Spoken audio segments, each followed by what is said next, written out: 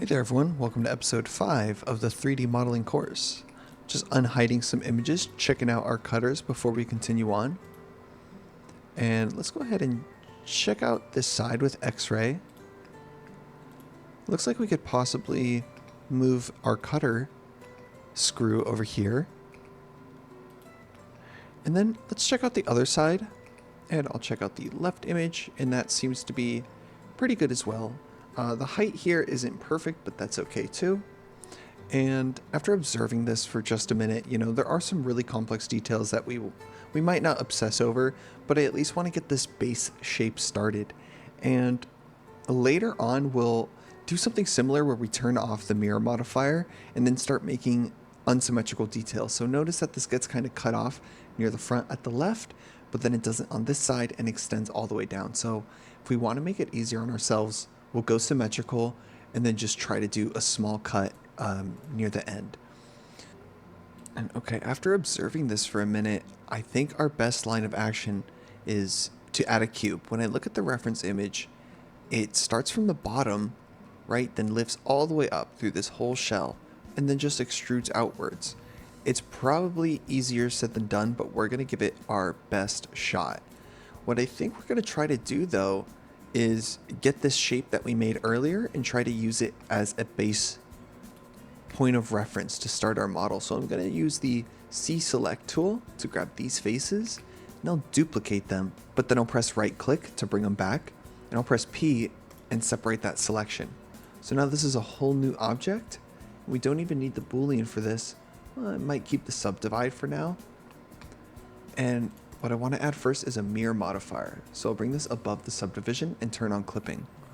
Now I can go to the front view and make this smaller. And we'll have a really similar form. This isn't perfectly symmetrical, but I'm not entirely worried about that. I'm going to fill in this face and make sure we turn on crease. And now it's starting to follow that shape a little better. I want to check out our side view. And I noticed the red faces on the outside. It doesn't matter yet. And so I want to observe what we can do to connect this shape to this outer cylindrical form. So I'm just going to start free-forming what that connection would look like. And I think I want this completely flat. And maybe we can rotate it. So then we should probably try to even these out and make this all the same height with S, Z, and 0. Now what I'd like to do instead of using Alt-E to extrude the normals is I want to start manually creating the fill out of this shape. So we're going to start by extruding the bottom edge to the center and it'll create the floor for us. Then we'll grab most of these faces and also extrude them towards the center. It's okay that they're red right now. I'm going to do the same thing to the other side really quick before we handle the top, which could be a little trickier. So for the top, what I'd like to do is get a similar ring of edges, just like we need right over here. And we can do that. Let's first flip the normals or recalculate them for the outside. And I can just get a control loop and bring it in to right to where that edge is. And then for these vertices at the top, we could start connecting them if we go to front view, and then we could press something like E and just sort of match it like that. It's not going to be perfect, but we could start to line things up manually. So I'm extruding a vertice, filling it with F, and now we've created that ring around it. I'm just bringing that out so we can make sure that this isn't too messy. And what I'll do is I'll press SC0 and I can rotate that, kind of bring it out. That's not bad. So we'll do that for the front side as well. Here's one face, two face, red face, blue face, SY0, and then bring this in. So now we can add more edge loops that can help us create a four-sided quad on the edges right here. 1, 2, 3, 4. Perfect. So we'll do the same for this side. And now we need a couple more edge loops to fill out this bottom. What I think I'll do is bevel this edge and bevel this edge just to give us more even topology, and I'll even do the same for this. I want a little more resolution here. So I can go back and we'll just add some more control loops. Edge loops and control loops are pretty much the same thing, just depends on what you're doing with them. I'm just trying to fill out the space and get some control over its form. So the creases are reset. I'll actually get rid of the center crease. We can observe the shape. And we're starting to make progress with that base form. I'm going to observe our reference image and see how it extrudes out. So this face goes inside more, and then near that halfway point, it's going to start creating that extrusion for this cylindrical piece. So first things first, this could be a decent opportunity for a little bit of proportional editing. So I pressed O, and I'm bringing this inwards, and I'll check out the front view for that as well. And that doesn't look too bad. I might keep it like that. I see these two edge loops in here, and for now, I'm going to get rid of them. We'll crease this, and we'll fill in these faces as well. I can just use the F2 add-on to press F a couple times, and that's completely filled out. And the shape isn't bad, but I'm just going to edge slide this a little more, give us a little more space. And this is a decent block out shape for this. Now I want to try to observe with X-ray mode where the bottom of this window is. And then I'm just going to grab all of these faces, and we'll double check how that looks like in perspective mode.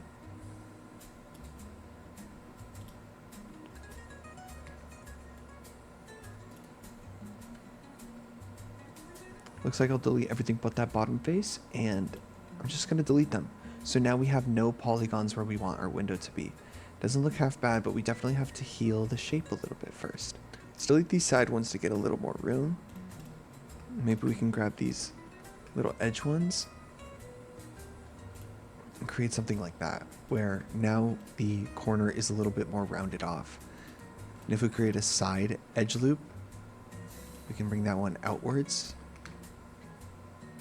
and even add a vertical edge loop, and we can start rounding that out. Let's just make sure that we didn't break the curvature. That still looks pretty good, and now that's plenty rounded as well. Let's check out the top amount of rounding. So now that we have this complete window, we'll notice there's not a lot of detail between it. It's just a perfect bridge between them, and that's the perfect time to introduce the bridge tool. So what I want you to do is go to Edit, Preferences, and just make sure that your Loop Tools extension that we installed is actually turned on in the add-on menu. So I'll back out, and I'll click on this edge, and I'll right click and go to Loop Tools, and I'll click Bridge. I'll save it. Now we can check out what that result is. Let's try to crease that final result with these edges first. Same with this one. It's not perfect. We could smooth it out a little bit, but we did get that base shape formed really nice. If I observe the comparison in the reference, we could probably start pushing these loops out a little more. So I'm using Control Click to just grab these edges. Maybe I'll do the same for just this one. And I'm just starting to think about what looks nice. Not even what is most technically accurate. So it's okay to push and pull things in directions to see what you like the best. All about attempting. I think the best way we're going to do that is to look at this image and see what is going on. Looks like it goes down, and then it does go out, but we still have some space around here as well. What we'll do first is we'll actually rebuild some of this topology like the modeling experts that we are. First we'll balance these out a little bit. And then I'm going to use my inset tool, or actually let's use a knife tool across this bottom edge and one across this top edge. That way we could kind of separate this information, and I'll show you what that looks like. So now I can click on both these vertices and click J to join them together, and then maybe we can even merge them together. And now you'll notice that all these quads follow a ring around here, and that lets us protect that information so that we don't add a million edge loops just down here. Now we can control where these edge loops go just with a little bit of the knife tool, some joining, and some merging. After looking at this for a minute, what I think we could possibly do is grab edges like this and turn on proportional editing. And if I press GY, maybe it'll let us create that shape that we're observing in the reference image. That's really not bad. And that did sort of help us create the shape we were imagining. Now I could add a control loop in here and a control loop on the opposite side too. And I want to start considering how I'm going to break these pieces apart. It looks like it does like inset and extrude out, but it's not curved like that original reference image. I'll check out the front as well. Yeah, so it's just a flat window. So what we would do is press S, Y, and 0 on both of these edge loops, and then I would move them back.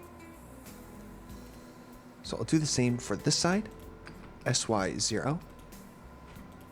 And I'll check out that reference image. And I'll move it actually pretty close to where it was. So now I'm going to grab all of these faces and I'll press Alt-E and extrude faces along the normals. And then I'll even scale them in on the Y a little bit. Shading's all messed up, but let's grab these edges. And let's try to crease them. Cool, so we're getting some pretty complex modeling forms just with some basic creasing and subdivision. Let's crease this side as well.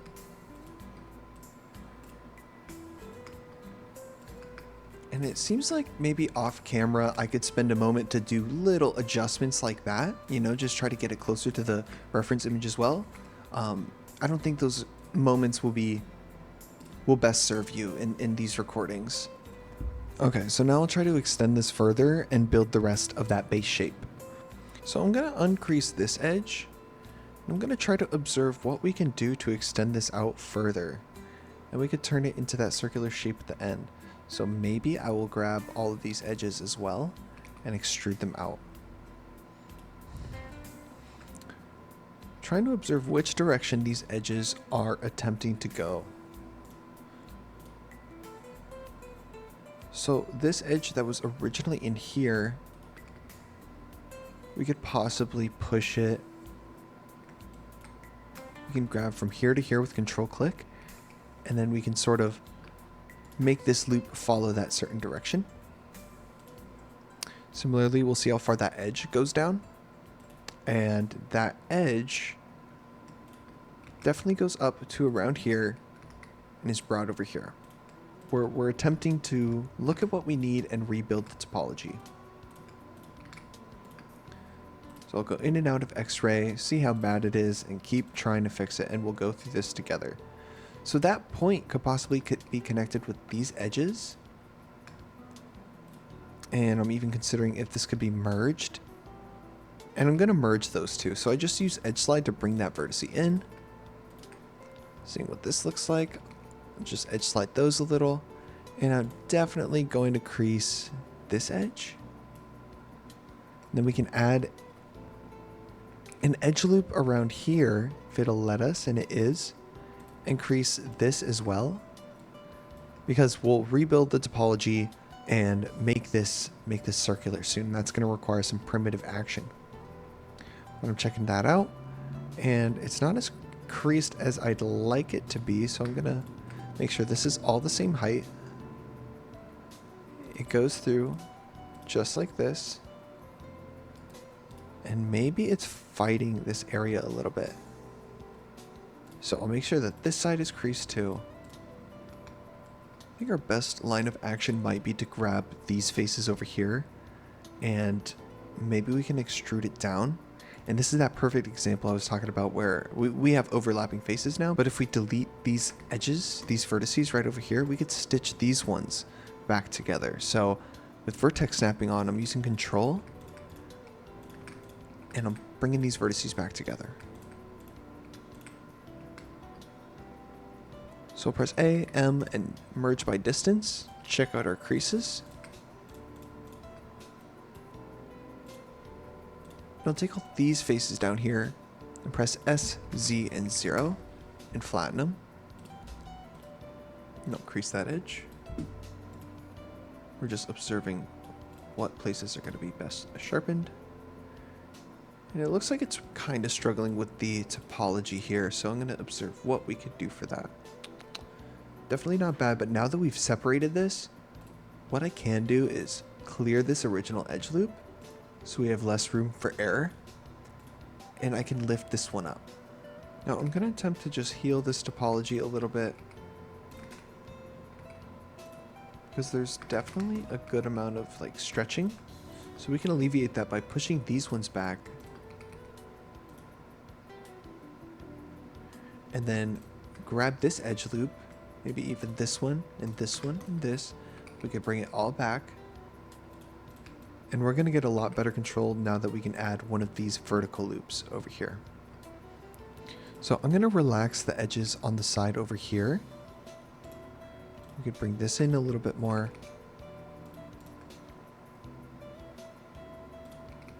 And with that, it should allow us to have a good bit of smoothing if we replace this crease. Get rid of these edges. Maybe we could replace it with a bevel. So now I'm beveling those edges. And it looks a little funky right now, so let's see what's going on. Looks like what we might need is another control loop. And then we'll join them together like that. And we'll get rid of this crease. Add a crease here. Then maybe we get rid of the creases on this side too. Let's just observe what the hell's going wrong right here. So if you're getting unwanted sharp angles, what we could do is set this to 180 in the smooth by angle modifier. And then we select everything with a crease. So select a crease, and I'll press Shift G, which brings up the select similar menu, and I want to select everything with a similar crease. Looks like I should set this to 1, just like everything else. Shift G, crease. Let's see what happened to this crease. It's at 0.99, and the rest are at 1. Okay, and I'll press right click and click mark sharp. So once we've set that to 180, the only edges it'll mark sharp are the ones we've actually marked as sharp. So I think I can get rid of this crease right here, get rid of this sharp right here, and I can either right click or I can press Control E. Both of them do very similar things. So now that's pretty healed up. That's not looking too bad. Maybe we can uncrease it around here, clear the sharp, and then what we'll do instead is clear all of this, clear the sharp, and we might be okay with it just sort of angling inwards like that. We might check out the front as well and see if it does something similar. It kind of does. So even if maybe we could bring this out, and then we can add a control loop, and then clear the sharp and clear the crease. Now we get a much smoother transition into there. So with no crease and replacing that with either control loops or bevels, we're able to kind of mystify the topology over here, and no one's going to ask us two hoots about how this curvature works right here. And I think it looks really good. I think in the texture situation, we'd probably put a seam across here, and that'll give us the actual hard edge from here, while we keep the smooth edges of the actual topology. Let's see if we actually need this edge. We're kind of okay without it, but let's observe the topology, and that's looking good too. I want to make sure that this doesn't squeeze in too much. See what's broken and see what's not. It looks like we'll have to mark that as sharp as well. So with this not set to an automatic number, if it's set to 180, you'll have to manually set things sharp. It's kind of a price I'm willing to pay for some of these more complex models. So I'm looking back and forth between here. And when I go to the front view, I'll check out how it feels, how it looks. It seems okay. What I think we could do is likely grab all these middle edges, or side middle edges, if you will, and we could sort of bring it in further. And then we can make an attempt to sort of clean up some of these wacky vertices.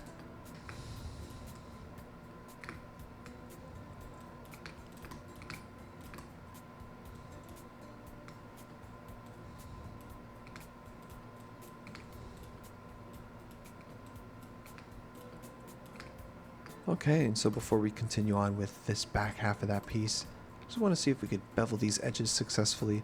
Notice how they're a little round here and a little round in the back. So let's grab all these, music control click, and I'm going to press Control B.